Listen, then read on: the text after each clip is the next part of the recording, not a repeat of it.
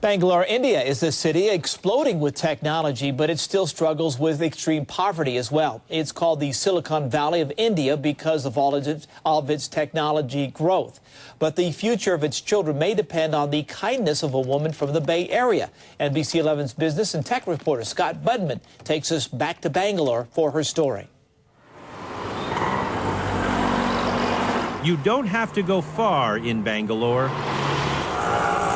Walk a few steps away from any busy street and you'll see this. Dozens of families living in the kind of poverty that takes your breath away. Tents planted in dirt fields where people wait for temporary construction jobs and their next meals. It's especially jarring to see the children here. While India's technology business grows by the day, the country still has the world's largest number of people living below the poverty line. The children, perhaps, hit the hardest. But even with such poverty, there is hope for this generation of children here in Bangalore, thanks in large part to a Bay Area doctor and an extraordinary school. At the Atma Shri School, students who come from poor homes are learning every day. This is the African continent. About the world and about computers, all because of a woman who gave them a helping hand. It's a calling from the higher power. I really believe in this power above that directs our lives. Dr. Nalima Sabharwal is a full-time physician at Kaiser Santa Teresa. 6 years ago, she started an organization called Home of Hope to help children back home in India. I mean, I saw those children, their uniforms were in tatters. One boy, his shoes were like chalk. It was like this. I think he had that one pair of shoe that he wore the entire year. That really, really touched us. Now these students have shoes and uniforms, not to mention textbooks, computers, and a staff of dedicated teachers. We train the children in the field of computer so that they can earn their livelihood in their future through joining their software companies To reach Australia. Which is why when Dr. Sabharwal visits the Bangalore school, she sees results that grow every year.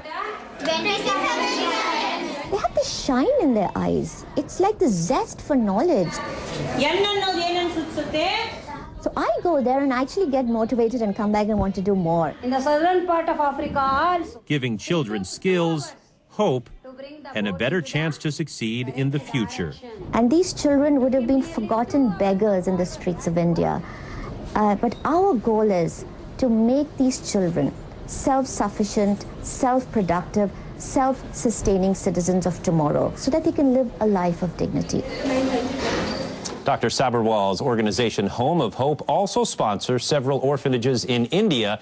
And if you're amazed at how one person can make such a difference, we have a big treat this morning. Dr. Nalima Sabharwal is here now joining us. Thank you so much for coming by. Oh, thank you so much for giving me this opportunity. Our pleasure. This is an amazing story. You are a full-time doctor at Kaiser Santa Teresa, as we've mentioned, and I don't know if it's spare time, but how in the world did you find the energy to start such an ambitious organization that helps so many kids? You know, you're right. I am a full-time physician. This is not something I planned. That's why I call this a complete calling from the higher power. You know, that unmeasurable energy above us that directs our lives. In 1998, my friend Premi told me about a struggling orphanage in Chennai called Children's Home of Hope. This was riddled with gastroenteritis epidemic. Because of poor hygiene, they had dilapidated tin sheds for bathrooms. Something made me want to help it. Boom. That's why I call it a calling. And with the help of my young children and friends, had a very humble fundraiser, raised 5,000 to 7,000, sent the money there. And I saw the results. I was just blown away. Construction of simple bathrooms completely eradicated an entire epidemic. 137 children are healthy. That really motivated me, inspired me. I came back again with the help of friends. Special thanks to Anil Lal, who I consider the co-founder.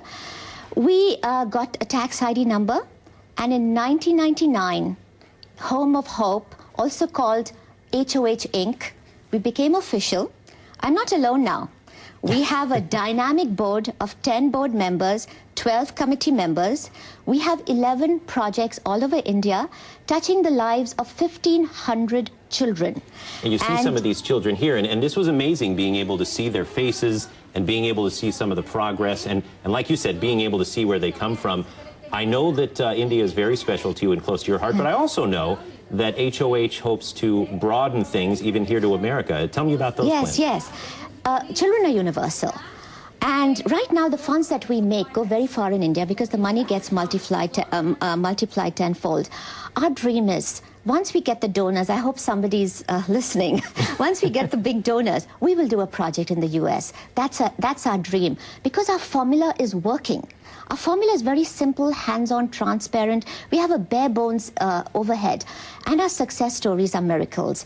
So we really want to do a project here, just waiting for the donations. All and right. I also want people to know our children are a diverse bunch. Most of them are orphaned. We have deaf and mute. We have mentally challenged, tsunami victims, blind orphans.